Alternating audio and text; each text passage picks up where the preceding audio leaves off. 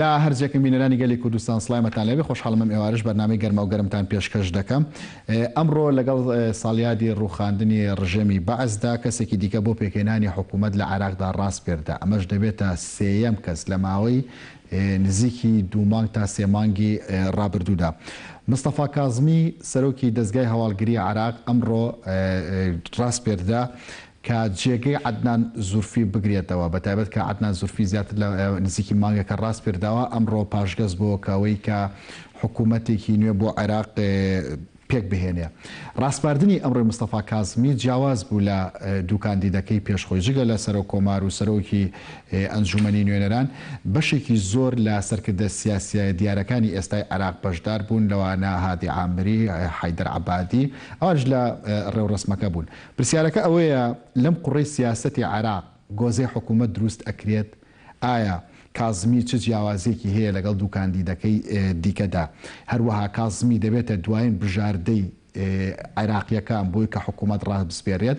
لە گەرما و گەرمێم ئێوارەدا گفتوگۆ لەسەرم بابەتە دەکەین. بەڕێز عەدنان سەید حوسێن وەک ڕۆژنامەنووس لە ستۆدیۆ لەگەڵمدا. بەڕێز عەدنان بەخێر بێت. هەروەها لە هەولێری شەو بەڕێز پێشڕە وەیسی وەکو چاودێری سیاسی لەگەڵمدا بەخێر بێن بۆ گەرما و گەرم. بەڕێز عەدنان لای جەناب تۆ دەست پێ دەکەم. مستەفا کاظمی چ جیاوازیەکی هەیە ئەگەر بەراوردی بکەی با دوو کاندیدەکەی پێشخۆی؟ زۆر سپاس بۆم دەرفەتە. هەڵبەتە سیاست لە عێراقا سیاستێکی بەوە نیەکەوە بە گۆڕینی کاندیدێک بتوانێت گۆڕانکاری گەورە بکرێ و سیستمی سیاسی لە عێراقا سیستمێکی فرەئاڵۆز و بەیەکدا چووە. هەڵبژاردننی کەسایەتێکی نوێ لە ماوەی کەمتر لە 3 مانگدا واتە بێتە سێم کەسایەتی بۆی بربژێر بکرێت بۆ پۆستی سەرۆکایەتی وەزیرانی عێراق. ئەمە بۆمان دەرەخاکەوە لایەنە سیاسیەکانی عێراق بە تایبەت شیعەکان لە نێو خۆیاندا چەندە بگرفتن و گرفتەکانیان چەندە قوڵە. جیاوازی نێوان زەرفی عەدنان زورفی و جیاوازی نێوان مستەفا کاظمی بە هەمان شێوە جیاوازی نێوان مستەفا کاظمی و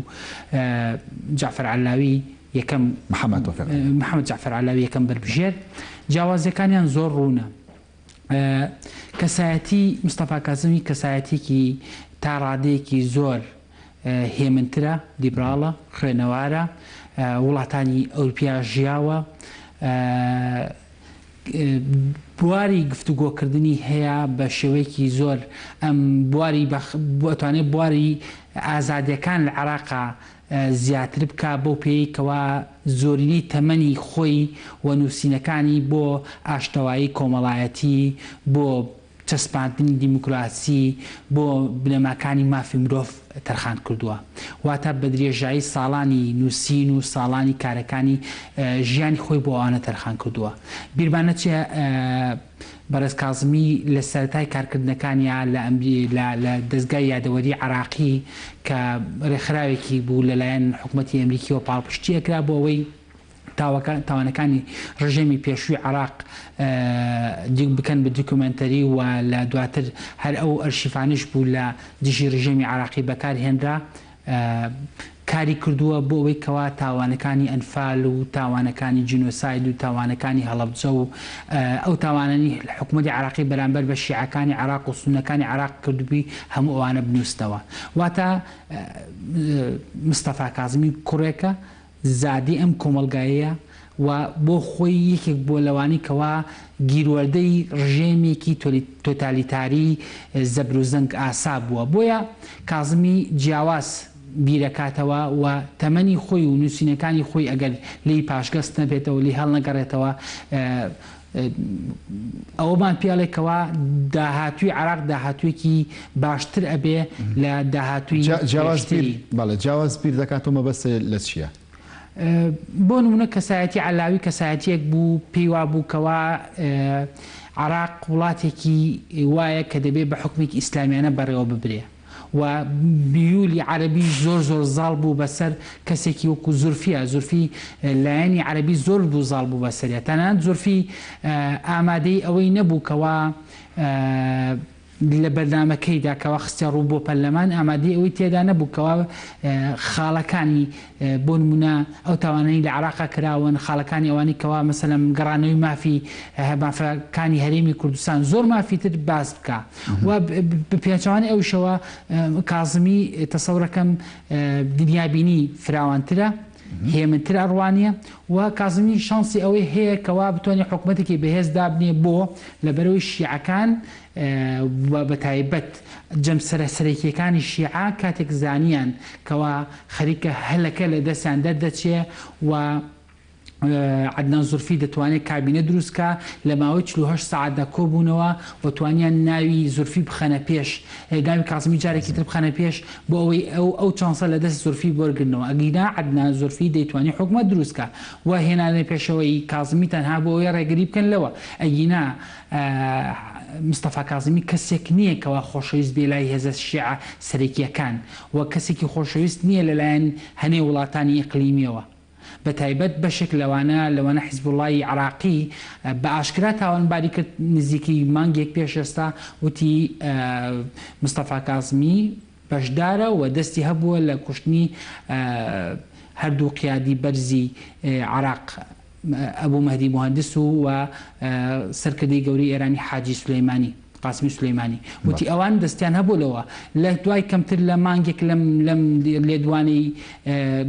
برسێکی حەشدی شعبی مستەفا کازمی کە جارێک بربژێرەکرێتەوە و لە بوونی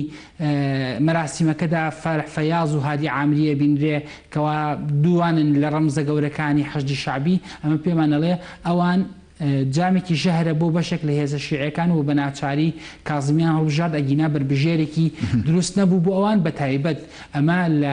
لە سەرەتای ئەم هەڵبژاردنەوە پێش ناوی عادل عەبدولمەهدی مستەفا کازمی ناوی هات و پێش عەدنان زورفیش ناوی هات بەڵام کازمی ئەو کاتە ڕەتی کردەوە کەوا ئەو پۆستە وەربگری ئەگەر بێت و کۆدەنگیەکی شیعەکان نەبێ لەسەری و لەسەر ئەو داوای خۆی سوور بوو تاوەکو لە دواییدا پێش چلۆش کاشمێر پێشتا هێزە شیعەکان لە ماڵی حەکیم کۆبوونەوە و بەدەست پێشخەری بەڕێز عەمار حەکیم جارێکی تر ناوی مستەفا کازمی هاتە نێوان و توانی زۆرینەی دەنگی شیعەکان بەدەست بێنێ هەر ئەوە شوای کرد کەوا زۆرینەی کوردی و زۆرینەی سونی پشتیوانی ڕاستەوخۆ بێ مەرجی بەڕێز مستەفا کازمی زۆر باشە بەڕێز پێشڕەوەی سی زۆرینەی شیعەکان ئەم جارە کۆک بوون لەسەر ئەم کاندیدەوە لە ڕێوڕسمی دەستنیشانکردنی یاخود ناوهێنانیدا بە تەواوەتی هەست پێکرا بەتایبەت کە سەرکردە دیارەکانیان لەوێ بوون چ ئامری بێت چ عەبادی بێت هەتا تەنانەت عەمار حەکیمیش لە ڕێوڕسمەکە ئامادە بوو پرسیارەکە ئەوەیە پێ دوایە مستەفا کازمی دوایین کاندیدی پێکهێنانی حکوومەت دەبێت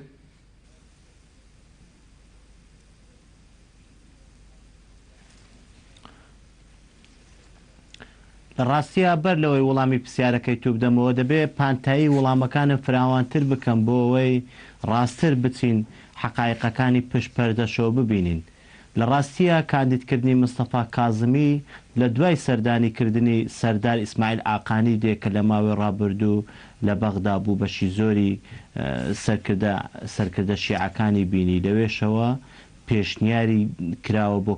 کازمی و ڕەزامەند پیشاندراوە هەر لەبەرەوەشە ئەمڕۆ لە دیداری دیاریکردنی یان کاندیدکردنی مستەفا کازمی کاراکتەرە باڵاکانی حەشد لەوێ بوونیان هەبوو هەمومان دەیزانین لە دوای کوشتنی سەردار قاسم سلێمانی فەراغێکی زۆر لە ناو ماڵی شیعە دروست بوو بەتایبەت ئەم شیعانەی کە نزیک بوون لە ئێرانەوە هەر لەبەرەوەش بوو پێیان نەدەکرا کۆک بن لەسەر دیاریکردنی کاندیدەک وا بوو لە دوای هاتنی شەمخانی اینجا ئاقانی ڕەزامەند بوون لەسەر دیارکردنی کاندیدە کە پێی دەگوتێ مستەفا کازمی چکمومان لەبەر چاومانە مستەفا کازمی لە ماوەی ڕابردوو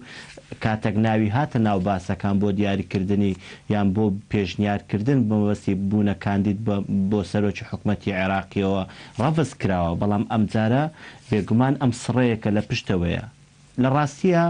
پێشنیارکردنی کاندیدی زیاتر لە نێو کۆبنەوەی ئەنجام درراوە بەششی سێ کۆبنەوە زیاتر تایبەت ئێرانیەکان ئەنجامیان داوە ئەوانی تر لە نێوان بەریتانیا دەورێکی ڕەزامەندی تێدا هەبووە تەنانەت بەڕێ خەری بەشێک لە کۆبنەوەکانیش دادەندرێ بە هەمان شێوە ئەمریکاش سوکامومان دەیزانین لە دوای ئاخرەمین فرێس کۆنفراسی پۆپیۆی وەزیری دەرەوەی ئەمریکا لەوێ ڕوون کۆمەڵک هێمای هەبوو بۆ عێراقیەکان و لەوێشەوە هێمای بە دروستکردنی دیداری استراتیژی عێراقی دەکا کە لە ماوەی نزیکی داهاتوو دەوێت بۆیە ئەوەی ئێستا پێی دەگوتێ کاندیدکراوی پۆستی سەرۆک کۆمار کە مستەفا کازمی ناویەتی من تەسەورم وایە مای متمانە پێکراو دەبێت لەلایەن زۆرینەی هێزە شیعەکان وەکو کوردیش بە شێوەیەکی کاریگەر هەردوو کێزی کاریگەر لە هەرێمی کوردستانە ڕەزامەند بوون و بوونی ئامادەی سەرۆکی پەرلەمانیش نیشانەوەیە پاڵپشتیەکی زۆری سونەکان وەردەگری بۆیە تەسەوەر دەکرێت ئەم فلتەرە تێپەڕکە و بکە ئەم مای ڕەزامەندی ئەندام پەرلەمانەکان بێت چونکە لە دوجار ئەم مانۆڕی کە ئەمڕۆ باوای ناوی لێ بنێن ئەم مانۆڕی ئەمڕۆ کە بۆ متمانە بەخشین لە حزوری کاراکتەرە عێراقیەکانەوە لە کۆشی سەرۆک کۆمار ئامادەی بوو ئەمە دەرخەری ئەوەیە بەشی زۆری فراکسۆنەکان لەگەر پێشنیارکردنی کازمین بۆیە ڕەئیەکان چاودێریەکان یان هێماکان ڕۆ ئەوەن کە مستەفا کازمی ئەمجارە کاندید دەبێت لە بەرچاویشمان بی من تەسەورم وایە کازمی وەکو خۆشی وایە متمانەی ئالای ئەمریکیەکانیش دەبێت تەنانەت حکومەتێک دەبێت کە دەتوانێت لە بە شێوەیەکی تەندروستەگە کار بکات باڵانس ڕابگری لە بینی هەردوو حکومەتی هەژمون کاریگەر لەسەر عێراق هەم ئێران لەلایەک و هەم ئەمریکا لەلایەکی ترە. بەڵێ بەڕێز پێشڕەو ئەم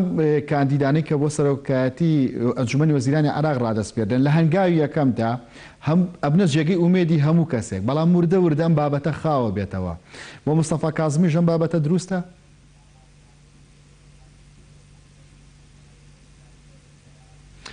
ئەمە پێم وایە لۆژیک نییە هاوشێوەی کابینەیەک لە دوای یەکەکانی دوای پرۆسیسی ئازادی عێراقەوە ڕامان بەسەر ئەم کابینەیە بکەین لەبەرچی خۆت دەیزانێ ئەمڕۆ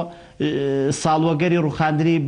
ڕژێمی عێراقە ڕژێمی باسە لەو ساوە هەتا چرکە ساتی ئەمڕۆمان ئەم کابینەیەگە مای متمانەی کۆمەڵانی خەڵکی عێراق بێت جیاوازترە لە هەموو کابینەکانی چونکە هەڵبژاردننی پێشوەختە لە بەردەم ئەم کابینەیە ئەمە یەک دووشیانەوە ئەم کابینەیە بە ڕێگایکی تەندروستەوە داناتەوە بەڵکو لە ئەنجامی فشار دروستکردن بۆ ئیقالەکردن و ئیستیقالەکردنی کابینەی ڕەزامەندی ماوەی ڕابردوو و لە ئەنجامی پێشنیارکراوی دوو کاندیدتری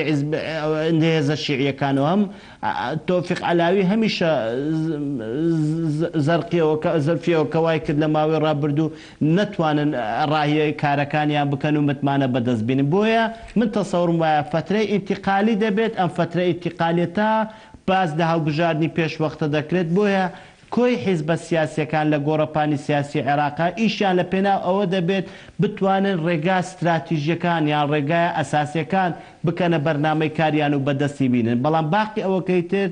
پێم وایە دەکەوتەوە سەردوای هەڵبژاردننی داهاتووی پەرلەمان و حکومەتی عێراقیەوە. بەڵێ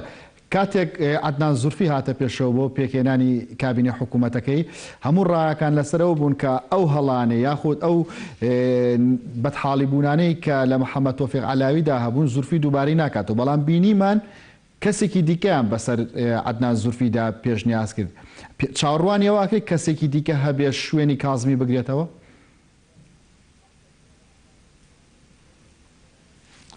ئێمە من بۆ لە ناو قسەکان باسی مانۆری ئەوەی ئەمڕۆ بناو لێنا مانۆر چونکە هەرێکێک لە عەلاوی و زورفیەوە ئەم شتانەمان بەدی نەکرد بەڵکو هەر لە زۆوە لەسەر ئاستی فراکسۆنە پەرلەمانیەکانی پەرلەمانی عێراقەوە بەشێکیان ڕەزامەند نەبوون لەسەر عەلاوی ئینجا دواتیشیان بەشێکیان ڕەزامەند بوون لەسەر زرفیەوە تەنانەت ئەمڕۆ خۆشیەوە زرفی کاتێک وازی لە کاندیدبوون هێنا ئیستیقالەی کرد لەوێن دەرەوە وازی لە کاندیدبوون هێنا لەوێەوە ڕوون هێمای بەوە کرد کە لە ئەنجامی بەدەستنەهێنانی متمانەی فراکسۆنەکانە بەڵام کاتێک دەیبینین هێزە کوردیەکان بە نمونەی یەکێتی و پارتی کاتێک دەیبینین هێزە شیعیەکان زۆرینەی هەرە زۆریان ئامادە دەبێت چکە لە بەرچاومان بی بەشەکی زۆری ئەم کۆبنەوانەی کە تێیدا بۆ گشتگیرکردنی کاندیدکردنی مستەفا زەڵمی لە لای ماڵەکەی سیستانی کوڕەکەی سیستانیەوە جێبەجێکراوە لەوێ و ڕەزامەند بکرا ئاخر کۆبنەوە خراوتە ماڵی ئاخر کۆبنەوە خراوتە ماڵی ماری حەکیمەوە باقی ئەوکانی تر ینی مەرجع لە پشتەوەیەتی و ئەو ڕۆژبینیمان بە شەهرە زۆری ئەساسیەکانی لە حیزبە شیعەکان لەوێ حزوریان هەبوو ڕەزامەند بوون و ئەو لێدوانانەی لە دوای کاندیدکردنی کاندیدکراوی سەرۆک وەزیرانیشەوە لێرە و لێوێ باسی کرا هەمووی بریتین لە پاڵپشتیکردن بریتین لە پشتگیریکردن بۆیە دەڵێن بریتین لە پاڵپشتیکردن مەبەستم لە زۆرینەیە بۆیە تەسەوڕەکان لە گەرەوەنکان فلتەرەیە تێپەڕکە بەڵام وەکووتم فلتەرێک دەبێت کە عێراق لە فترەیەکی ئینتیقالیە بۆ ئینتیقالەیەکێکیان ئێمە هەموو لە بەرچاومانە کە لە ماوەی ڕابردوو پانتای خۆپیشاندان عێراقی گرتەوە بۆ یەکەمین جار فشاری خۆپیشاندانان وا دەکات حکومەت ئیستیقالە بکە و حکومەتێکتر دروست بێت و ئەم حکومەتە بە حاڵەتێکی ناتەبعی وەکو لە ماوەی ڕابردوو تێپەڕ بێت ئەمە یەک دووشیانەوە ئێستا هەمووان دەیزانێ عێراق کوشتەی وەکو ئەو ڕۆژە وەزیری خارجێ ئەمریکاشەوە هێمای بۆ کرد ئێستا عێراق کوشتەی دەستی داڕوخاندنی بودجەکەیەتی چونکە هەموومان دەیزانی سەرچاوی هەر ئەساسی دارایی عێراق بریکێ لە نەفت هەمووشمان دەیزانین کۆرۆنا ڤایرۆسەوە چی لە بازاری نەفتی کردەوە چۆن توانیتی ئەم ژێوەی داڕوخاندن بکە تەنان دوای لێ هێما دەکەن کە نزیک ببێتەوە لە داڕوخاندن کەواتە ئەمە ئالەت قورسی و بارگرانی لەسەر ئەمە حکومەتەیە دروست دەکات لەسەروی هەمووشیانەوە مەلەفی ئیرهاب چونکە ئێستا ئیرهاب لە قۆناغی زیاتر و خۆخستەوە و خۆگەشانەوەیە ئەمە وا دەکات ئەم کابینەی تازە تو هەر بتوانێت بەسەر ئەم سێ ئەرکەوە کارەکانی ڕایی بکە یەکێکیان داواکاری خۆپیشاندان و هەوڵدان بۆ کەمکردنەوەی مەعاناتی پڕی زۆری کۆمەڵانی خەڵکی عێراقی بەتایبەت لە شارەکانی باشوور و ناوەڕاست دووشیانەوە هەوڵدان بۆ دروستکردنەوە یان هەوڵدان بۆ ئاوتکردنی کۆرۆنا ڤایرۆس کە بەجێرێ بەشێک لە هێماکانەوە ئەم عێراق باجی زۆری لەسەر دەدا و دووەمشیانەوە جوولانەوەی مەلەفی ئیرهابە کە ئێستا لە بابەتێکی جوولاوە هەموو هێما جیهانیەکان هێما هەرێمایەتەکان هێما ناوخۆیەکانی عێراقشەوە هێماوە بۆ دەکەن کە گروپە تیرۆریستەکان لە هەڵپشان و لە هەڵسانەوە و گەشانەوەن زۆر باشە بەڕێز عەدنان هەرچەندە تا ئێستا مستەفا کازمی هاوشێوەی دوو کاندیدەکەی پێشوو هیچ پەیامێکی بڵاوکراوەی نییە بەڵام ئەمە قسە لەسەر تێڕوانینی سیاسی بکەین تێڕوانینی سیاسانی مستەفا کازمی چییە بەتایبەت دەگەر هەڵە نەبم تۆ لە نزیکی شۆپێک و کارتان کردووە ئەو کاتکەوە ڕۆژنامەنووس بووە بەڵێ هەڵبەتە تێڕوانین وەکو لە سەرەتای بەرنامەکە شاوتم ئەو کەسێکی شارەزایە کەسێکی خوێنەوارە کەسێکە هەموو تەمەنی نووسینی لە پێناو بەدرا مەزراوەیکردنی کۆمەڵە بەسەر بردووە هەموو تەمەنی نووسی بەنیەتی ئەوە بۆکەوە عێراقێک دروست بێ لەسەر بنەمای هاونیشتیمانی بوون نووسینەکانی لەسەر بنەماکانی دیموکراسی و لەسەر مافی مرۆڤ و لەسەر ئەوانە بووە بەڵام نووسین شتێکە و ڕۆشتنیە و ئەڕضی واقعی شتێکی ترە بەڕێز کازمی کە ئێستا دەچێتە نێو حکومەتەوە و بەرنامەی حکومەت ڕاگەینیە ئەمە بەرنامەی خۆی نییە بەتەنها بەڵکو ئەوە بەرنامەی پەسەندکراوی هێزە سەرێکیە شیعەکانە کەوا توانم کۆیان بکەمەوە لە باڵی مالکی لە نەسری عەبادی لە فەتح لە حەشدی شعبی و هەروەها بەشێک لە داخوازیەکانی کورد و سونەشی تێدا ئەبێ بۆیە ئەو حکومەتی بەڕێوە ئەبرێ و ئەو حکومەتی دروستەکرێ حکومەتێک نییە لەسەر هەوای بەڕێز کازمی بنووسرێتەوە و دابنجێ ڕەنگە هەنێ قسەی ئینشایی هەبێت زۆربەی سەرۆکۆزیرەکان دەڵێنەوە ئەگەر بەس لە نووسین بکەین و جوان نووسی بکەین کەس هێندەی بەرز عەبدولعادل مەهدی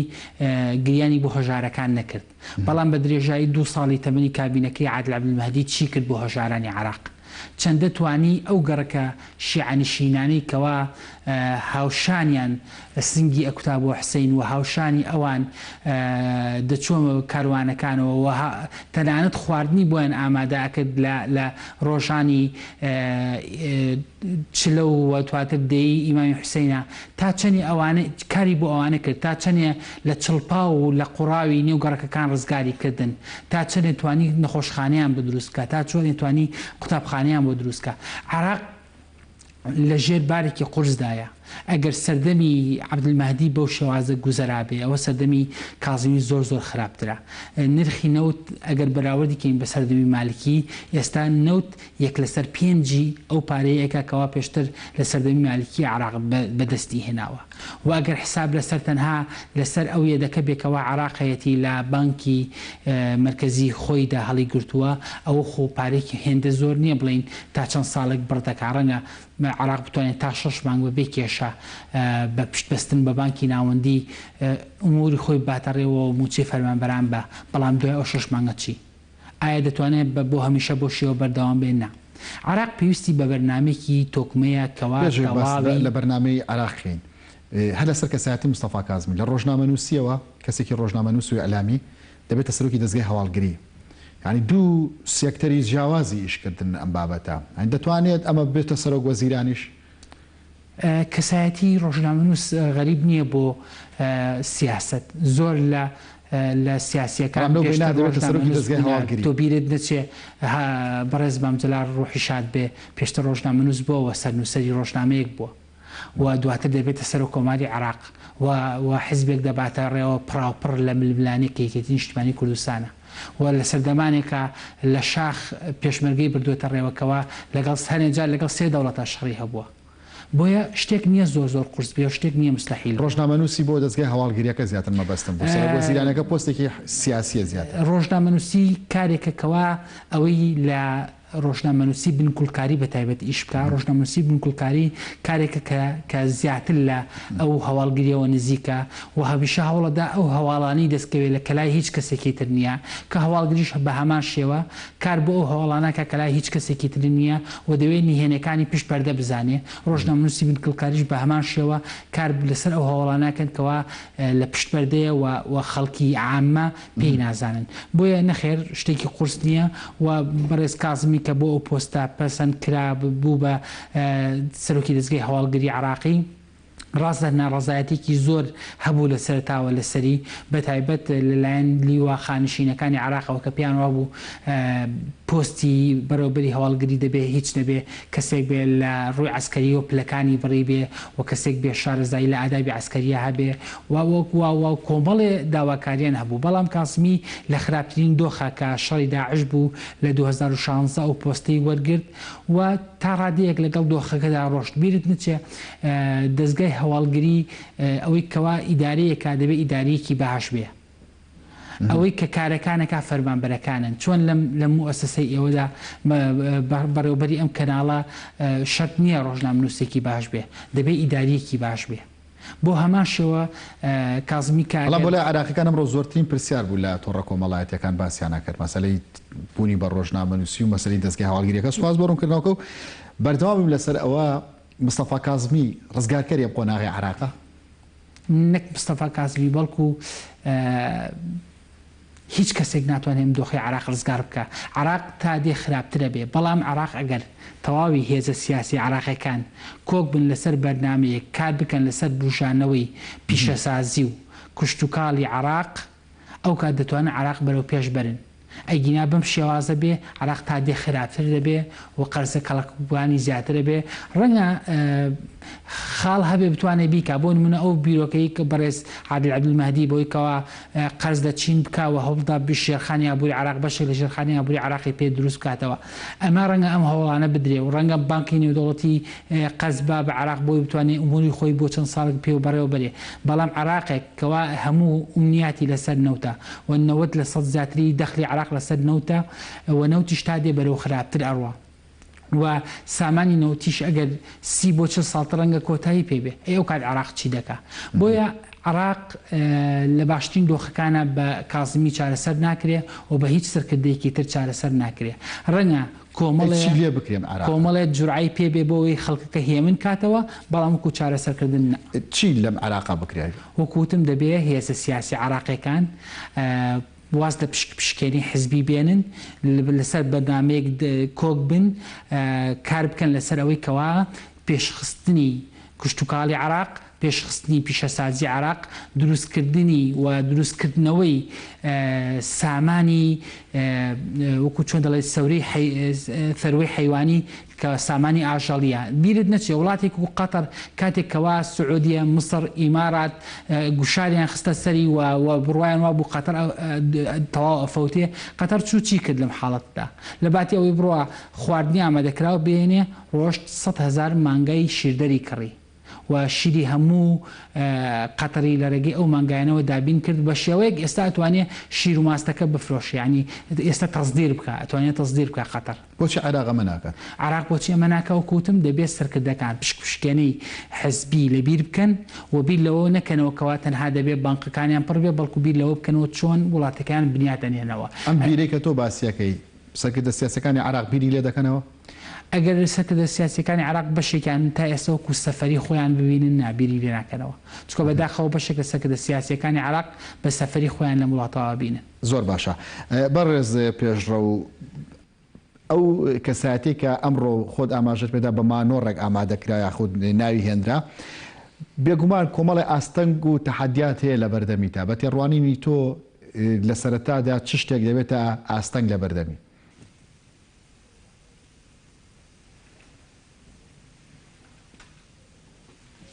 بێگومان هەر کەسێک لە عێراق ئەگە پۆستێک ئیدارە بدا یان سەرکردایەتی پۆستێک بکە دەبێت کۆمەڵک باڵانس دەبەرچاو بگریتن. ئەم باڵانسان وای لێ دەکەن کە ڕێگر بێت لە بەردەم کارەکانی.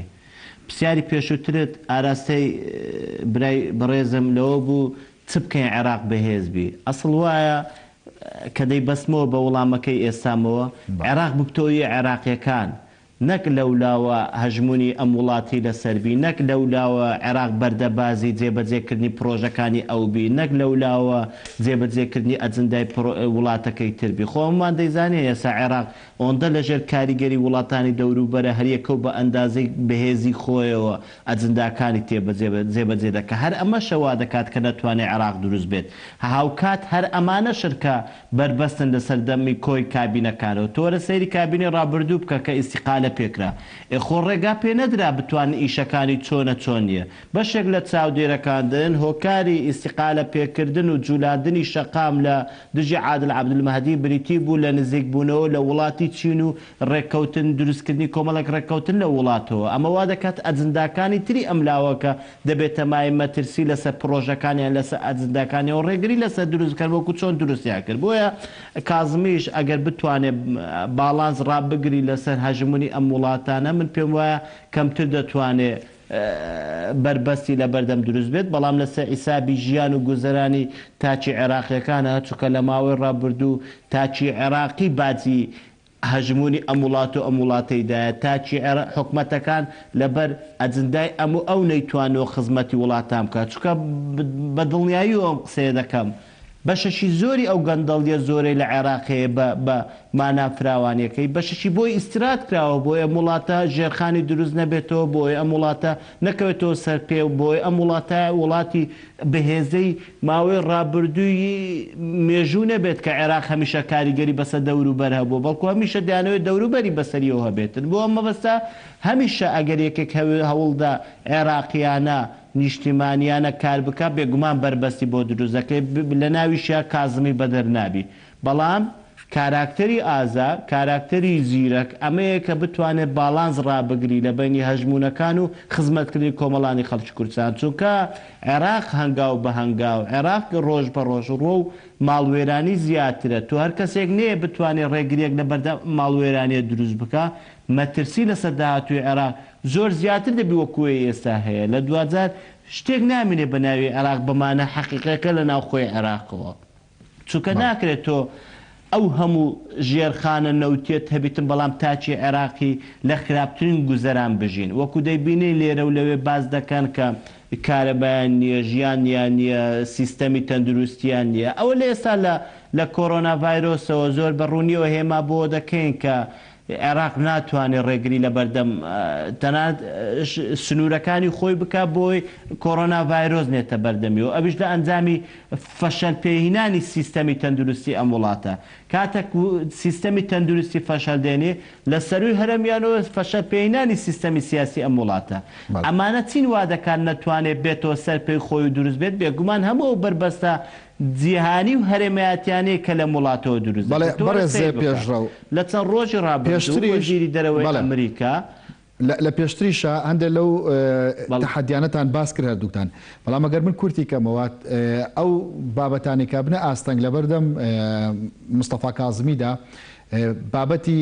ئێران ئەمریکا لە عێراقدا بابەتی سعودیە تورکیە لە عێراقدا بابەتی پشکێنەی حیزبەکانە بابەتی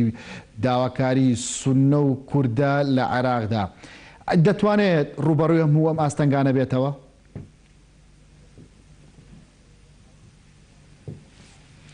بێگومان مستەفا کاظمی ناتوانێت هەموو ئەو کارانە ڕاهی بکە و جێبەجێ بکە وەکوی عێراقیەکان دەیانەوێ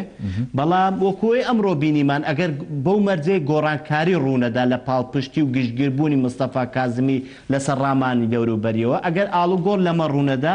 دەتوانێت بە شێوەیەک لە شێوەکان کارەکانی ڕایی بکات بتوانێت حکومەتێکی هێمنتر دروست بکات وەکو لە وەڵامی دوو پرسیاری پێشتر هێمان بۆ کرد بتوانێت ئەم سێ مەلەفەیە کاری لەسەر بکات یەک باشترکردنی ژیان و گوزەران و بژێوی کۆمەڵانی خەڵکی عێراق کاوەش پەیوەندی بە بودجەیەک و دابینکردنی موچەی فەرمانبەران دەبی دووش هەوڵدان بۆ تعویزکردنەوەی ئەم فەشەلە ئیداریە کە لە هۆکاری شکستپێینان یان دابەزینی نرخی نەوتەوە ئەنجام بووە سێشۆ بتوانێت مەلەفی ئەمنی و ئیرهابیەوە بگەینتە حاڵەتێکی باشتر خۆشبەختانە کاظمی لەبەرەوەی پێشتر کارەکەی وا بووە من پێم وایە باشتر دەتوانێت کارەکان بەر دەرحەق بە مەلەفی ئەمنیەوە جێبەجێ بکات بەتایبەت مەلەفی ئیرهابیەوە و هەنگاوەکانیشی بۆ دەبێت و ڕامان و دنیابینی مستەفا کاظمیش لە ماوەی ڕابردوو هێمای بەوە دەکات کە جۆرێک باڵانس ڕابگرێت چکە ئەو ڕۆ لە ئاکاونتەکەی خۆی کاتێک ئەم هەواڵەی باز لەم هەواڵە دەکرد مباشەر لە یەکەم هەنگاوە بە دوو هۆردێک زمانی کوردی و عەرەبیەوە هێما بۆ دەکات کە ئەمە ئەگەر ئاڵوگۆڕی بەسەردانێت چکە زۆر جار هەبوو کاراکتەرەکان کاتێک لەسەر کورسی دەسەڵات نەبوون بە شێوەیەک ڕامانیان دەکرد بە شێوەیەک بیریان دەکردەوە بە شێوەیەک ئەدایان دەکرد بە شێوەیەک هەنگاویان دەنا پێچەوانە یان جیاواز بۆی کاتێک دەچونە سەر کورسی دەسەڵاتەوە ئەوە لە ماوەی ڕابردوو لە بەشەشی هەرە زۆری کاراکتەرەکانی سەرۆک وەزیران و بەشێک لە وەزیرەکانەوە بینیمان ئەگەر ئەم ئاڵوگۆڕە نەبێ من پێم وایە گشتگیریەکی باشتر بەراورد بە هەردوو کاندیدکراوی ڕابردوو لەسەر کاظمی هەیە ئەمە ژوا دەکات کە بتوانێت بە شێوەیەک بیقۆستەوە لە قازانجی کابینەکەی بێت و کابینەکە ببێتە مای متمانە چکە هەمووشمان دەیزانین بە کۆی حیزبەکانەوە بە کۆی تاکی عێراقیشەوە ئەمەی چاودێرە بەم دۆخە دەزانێ ئەم حکومەتە لە حکومەتێکی فترەیەکی ئینتیقالیە کە هەمووی ئیدعای ئەوە دەکەن کە هەڵبژاردننی پێش وەخت ئەنجام بدرێت ئەگەر چی لە ماوەی دیاریکراو یان ماوەی باسکراو بۆ ئینتخاباتی پێشوەختیشەوە نەکرێت بەڵام ئەم قۆناغە تێپەڕ دەبێت دووە کاتەکانی ئەم کابینەیەکە لە بەغداوە حکومەت دەکە ئەگە مای متمانە بێت بەڵام بە شێوەیەکی گشتی من ئەمەی تێدا دڵخۆشکەر دەبینم کە بەشێکی زۆری هێزە سیاسیەکان هێزە عەسکەریەکانی شیعە و کوردەکانیش پاڵپشتی نەچووکە لە بەرچاومان بێ عێراق و دیفاکتۆ وایە لە پاڵ هێزە سیاسیەکان دەبێ هێزە عەسکەریەکانیش پاڵپشتی بکەن هەمومان دەیزانین کاریگەری و هەژمونی حەشی شعبی لە عێراقە چەندە بۆیە بوونی بەشێکی زۆری کاراکتەرەکان باڵاکانی ناو حەشد لە ناو ئەم کۆبنەوەی ئەمڕۆ بۆ پێدانی متمانە بە کاظمی و بوونی خەلفی ئەمنی قومی مخابراتی کاظمیشەوە لە ماوەی ڕابردوو ئەمانە هەموو وا دەکات کە بتوانێت ئەم وزانە کۆ بکاتەوە لە 2000 لە قازانجی کابینەکە بەکاری بینێت بەو مەرجەی ئەگەر وەکووتم ئیجماع و گشتبوور بوون لەسەر کاظمیەوە نەگۆڕێ زۆر باشە بەڕێز عەدنان چوار کاندیدی ئێستا عادل عەبدولمەهدی کە ماوەیەک سەرۆک وەزیران بوو محەممەد تۆفیق عەلاوی عەدنان زورفی لەگەڵ مستەفا کاظمی کە ئەمڕۆ ڕاستپێرداوە تەماشا هەر چواریان بکەیت لە نێوان دوو بژاردەیە بووم بژاردەی خراپ لەگەڵ خراپترە نەک باش و خراپە یعنی حکوومەت دەسەر بنەمایە دروست ئەکرێ کێشەکە لە کاندیدەکانە نییە، کێشەکە لەو کەسایەتیانە نییە، کێشەکە لە کەسایەتی عەدنان زولفی و محەممەد تەوفیق عەلایی و عادل عەبدولمەهدیشان نییە، بەڵکو کێشەکە لە خلافی سیاسی ناوخۆیی هێزە شیعەکانایە بە پلەی یەکەم، خلافی سیاسی ئێران و ئەمریکایە بە پلەی دووەم کەوا کاریگەرێکی بەرفراوانی هەبوو لەسەر لادانی بەڕێز عادل عەبدولمەهدی، کەوا کاریگەرێکی بەرفراوانی هەبوو لەوەی کەوا بەرز عەلاوی و بەڕێز زولفی ئەسڵەن چانسی ئەویان نەبێ کەوا هەر بێنە پێش و هیچ دەست پێ بکەن و بۆ ئەمەی ئەخی کۆتایی شوکوتم کێشەکان بەرفراوانترن لەوەی کەوا کەسێک چارەسەریان بکە و خودی ململانی سیاسیەکانی نێو عێراق بەتایبەت ململانی نێو ماڵی شیعی، ململانی وڵاتانی ئیقلیمی و ململانی ئێران و ئەمریکاشکەوا لەم ڕۆژگارەدا بەرفراوانتر ئەبێ و لە ماوەی ڕابردووە بینیمان چۆن عێراق بووە گۆڕەپانی هێز نیشاندانی ئەمریکا و گروپەکانی ئەو گروپانیکەوە لە بری ئێرانیا بۆ کارەتی ئێران شەڕەکەن لە ناوچەکەدا بۆ ئێران زۆر بە بەڕۆنی دەرکەوت. بۆی عێراق دۆخێکی جیاوازترە لەوەی هەیە و ڕەنگە کەسایەتیەکان ئەگەر کەسایەتی عادل عەبدولمەهدی لە بەرچاو بگرین کەسایەتێکی هێمن میانڕە و نەزیه پاک، بەڵام چی بۆ کرا؟ هیچی بۆ نەکرا لەگەڵ ئەو سیستمە سیاسی کە لە عێراق هەیە و زەحمەتە کەسایەتێکی وەکو بەڕێز مستەفا کازمی کەوا حکوومەتەکەش حکوومەتێکی کاتیە بۆ خۆی ماوەکی کەم حکومداری هەیە تا ئەو کاتی هەڵبژاردننی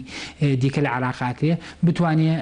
کارێکی وا بکە کەوا لەسەر گۆڕەپانی سیاسی عێراقی بەچاو ببینرێ و هەستی گەورەی پێ بکەی، بەڵکو دەتوانێت کۆمەڵە کار بکە کاری بچووک، بەڵام کارگەلێک بن ڕەنگە بێتە هۆی دڵخۆشکردنی بە شکل عێراقیەکان. بەڕێز عەدنان بۆی کە تۆ دەیبینی لەناو ئێستای عێراقدا پێ دوایان حکوومەتە هەر کاتێکدا بمەزرێ حکوومەتێکی کاتیە بێ و ئامادەکاریەکە بۆ هەڵبژاردننی پێشوەخت ئەوەیەکێکە لە مەرجەکان یەکێکە لە مەرجەکان، بەڵام واقعی سیاسی عێراق شتێکی تراڵە بۆ نمونە ناکۆکیە لایەنە سیاسیەکانە، بۆ نمونە تەنانەت ڤایرۆسی کۆرۆنا حاڵەتێک دروستەکە ئەڵێ هەڵبژاردن هەرەکرێت. کاک یوسف هەر هەڵبژاردنێک بۆی لە عێراقا بکرێ پێویستی بە سێشتا. یەکەم پێویستی بەوەیەکەوە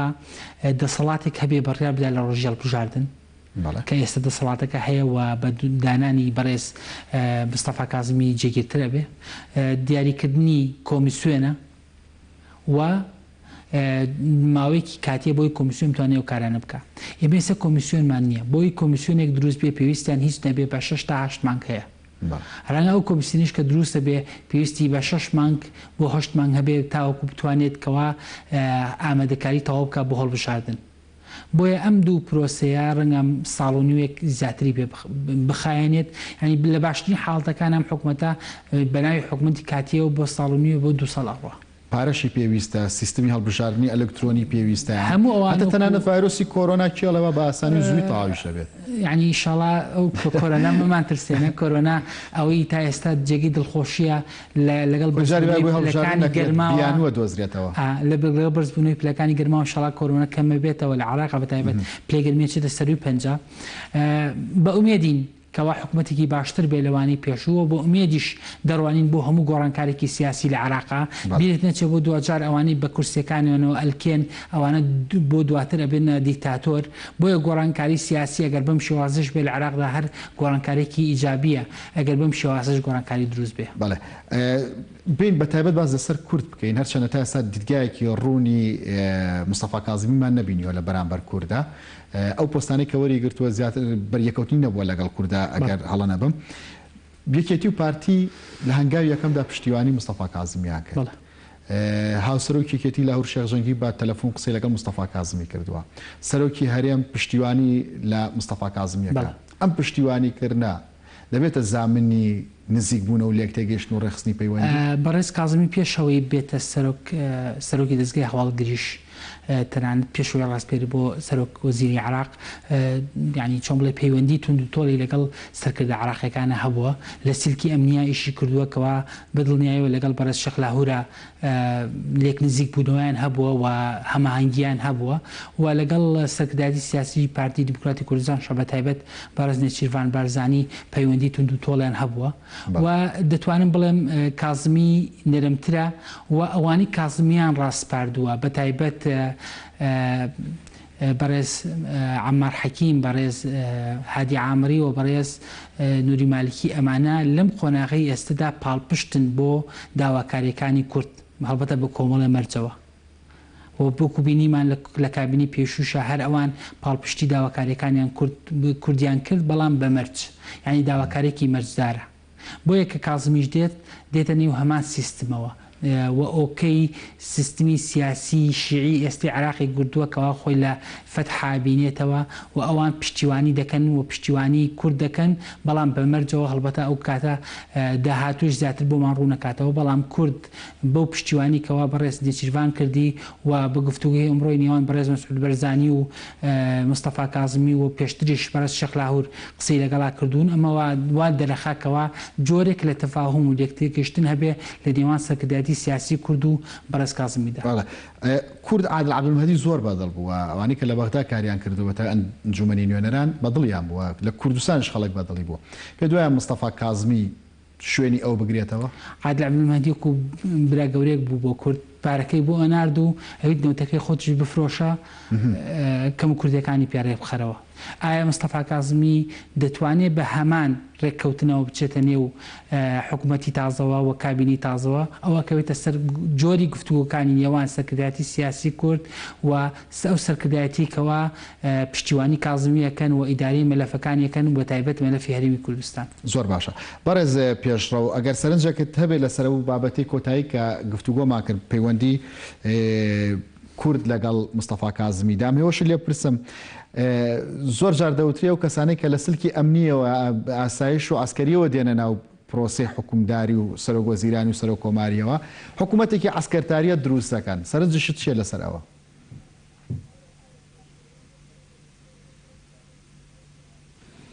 لە ڕاستیە کازمی خۆی خەلفەی ئیشکردنی هەم هەواڵگریە هەمیش ڕۆژنامەوانەیە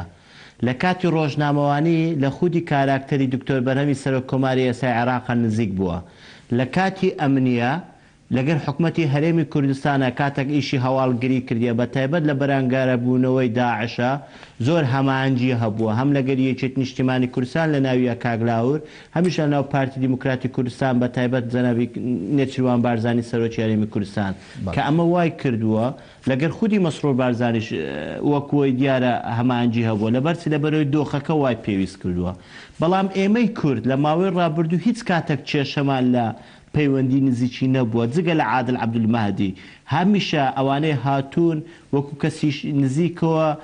بەر لەوەی بێنە سەر کورسیەکانەوە زۆرجار هەبووە قسەی ئیجابیشیان کردووە تەنها هەنگاوی ئیجابیشیان ناوە بەڵام کاتێک هاتوتە سەر کورسی دەسەڵاتەوە لەوێن دەرەوە هەژمونی ئەموو ئەو لەوێن دەرەوە ململانەی ئەموو ئەو لەوێن دەرەوە لەسەر ئەو پەیوەندیانە دروست دەکرێت وڵاتەوای کردووە ڕێگارەکانی بگۆ حکوومەت لەسەر و پەیوەندی نزیکانە دروست ئەمن پێم وایە لە سیاست حکوومەتەکەی شخصی زۆر بەڵە حکوومەتەکەی مالیکی لە هەولێر کاکەندرا با من وەڵامەکەمەوە هابی فەرمو با وەڵامەکەی من ئەوها لە بیتن پەیوەندی کەسی لە سیاسەتە بەتایبەت لە ڕۆژهەڵاتی ناوەڕاست لەبەرەوەی دەستگاکانمان بە دەستگایی نەکراوە زۆر گرینگە بەڵام ململانەی بەردەوام و ئیدارەدانی ئەم بەرژەوەندیە شخصیانەمان کەوا دەکات زۆرجار ئاڵوگۆڕبی هەمومان دەیزانی وەک خۆش تێمات بۆ کرد کابینەکەی مالکی لە کوردستانەوە دروست کرا بە پاڵپشتی مباشەری لە ژیان ئاوایی جەنابی مامجەلال و مەسعود بارزانیەوە کرا بەڵام دوی بینیمان دواتر ململانەی لەگەر لە دوای نەخۆشکەوتنی تاڵەبانی و ململانەیەکانی لەگە خودی بارزانی گەیشت بە چە ئاراستەکەەوە و هەر ئەویش بوو یەکەمین کەسەوە ئۆپراسۆنی دیجلا ئۆپراسۆنی نینەوە ئۆپراسۆنانێک دروست کرد هەر ئەویش بوو باسی تیارەی فڕۆکەی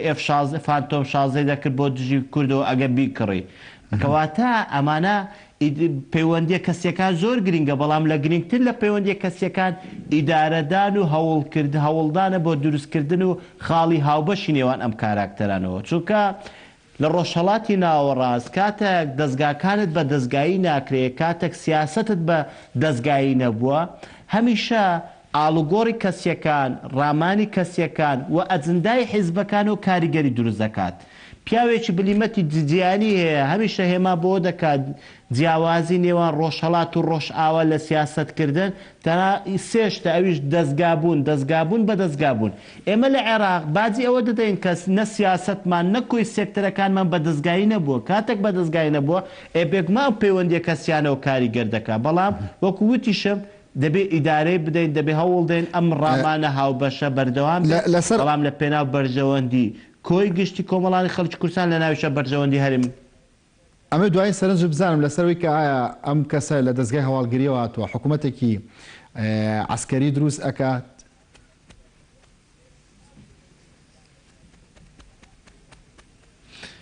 ئاراستەکان ڕۆ ئەوەن عێراق لە قۆناغی داهاتوش عێراقێکی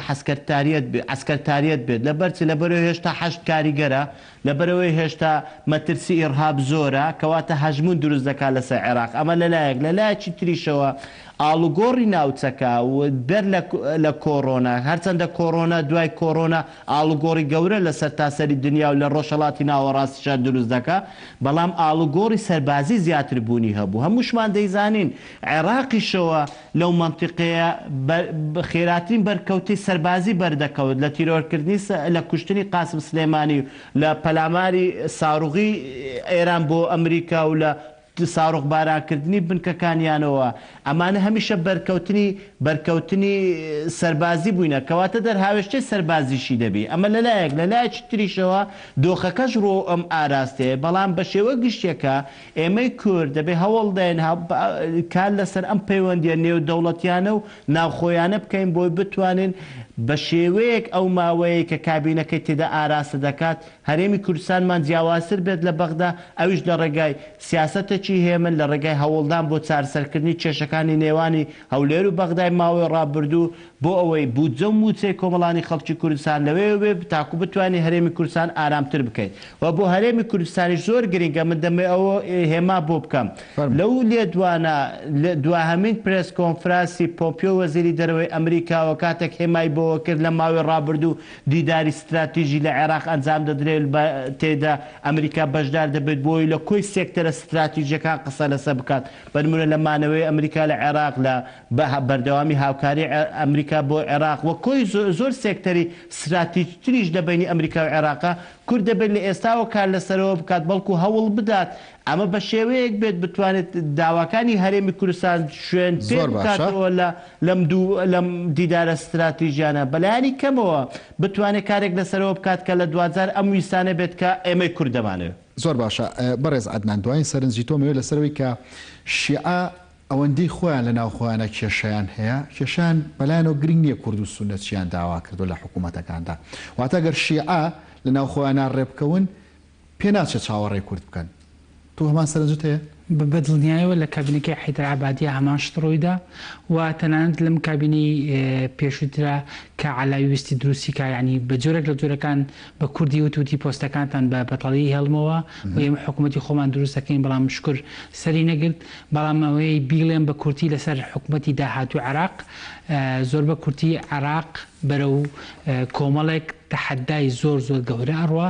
و ئاسان نییە نەبوو بەڕێز کازمی نەبوو هیچ بەڕێزێکی بتوانێت باری لاری عێراق ڕاست بکاتەوە بەڵکو ئەمە بەرنامەیەکی تۆکمەیەوێ کە بۆ بۆ 15 ساڵی داهاتوو دانرێ بەڵام ئەوەی کەوا لە ماوەی ئەم ساڵەدا ئەگەر بتوانێت بیکە کۆمەڵێ